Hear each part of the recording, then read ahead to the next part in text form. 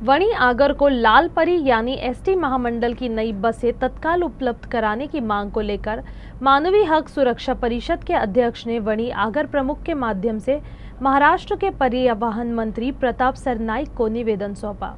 इस निवेदन में बताया गया कि वणी आगर के पास पहले कुल 65 बसें थी, जिनमें से 33 बसें अब पुरानी हो चुकी है, जिसके चलते यात्रियों और खासकर ग्रामीण इलाकों से आने वाले नागरिकों को भारी परेशानी का सामना करना पड़ता है। महिलाओं को अर्ध टिकट सुविधा मिलने के चलते महिला यात्रियों की संख्या काफी बढ़ गई है, जिससे महामंडल को मुनाफा भी हो रहा है। वहीं वणी आगर की आर्थिक व्यवस्था लगभग 32 बसों पर टिकी हुई है, जिनमें से 7 से 8 बसें विद्यार्थियों के लिए आरक्षित होती है, जिसके चलते वणी आगर से लंबी दूरी तक चलने वाली बस सेवाएं कई दिनों से बंद है। हाल ही में यवतमाल जिले के उमरखेड़, पूसद, पांडरकवड़ा, दीग्रस, दारवा, रालेगांव और यवतमाल शहर को नई बसें प्रदान की गई है, लेकिन वणी आगर को एक भी नई बस नहीं मिली है, जबकि वणी आगर जिले के तीसरे क्रमांक पर सबसे अधिक उत्पन्न देने वाला आगर है, जिसके चलते परिषद का कहना है कि यदि अगले 15 दिनों में वणी आगर को नई बसें नहीं दी गई तो परिषद की ओर से आमरण आंदोलन किया जाएगा। इस अवसर पर परिषद के महाराष्ट्र राज्य अध्यक्ष राजू धावंजेवार सहित कई पदाधिकारी उपस्थित थे।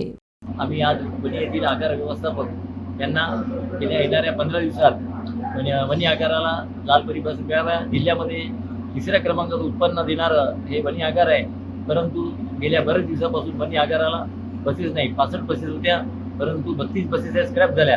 त्याच्यामुळे 33 बसेसच्या भरोश्यावर हा इथला कारभार सुरू आहे। त्यामुळे प्रवाशांना फार नाक त्रास होत आहे।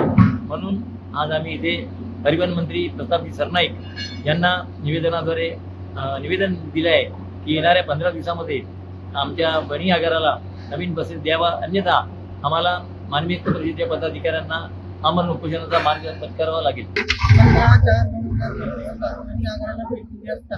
सगळ्या बसेस पूर्ण होऊन आहे। तुम्ही बघा ह्या बसेस कशा आहे, त्याची अवस्था कशी आहे, आणि आमच्याच वणी आगराला नवीन बस दिली नाही। सगळ्या तालुक्यामध्ये बसेस आहे, त्यामुळे आमच्या वणी तालुक्यामध्ये चांगली बसेस द्यावी।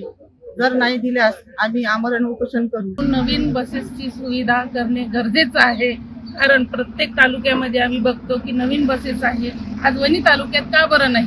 जर बसेस नाही मिळाल्या तर आम्ही आमरण उपोषण करू।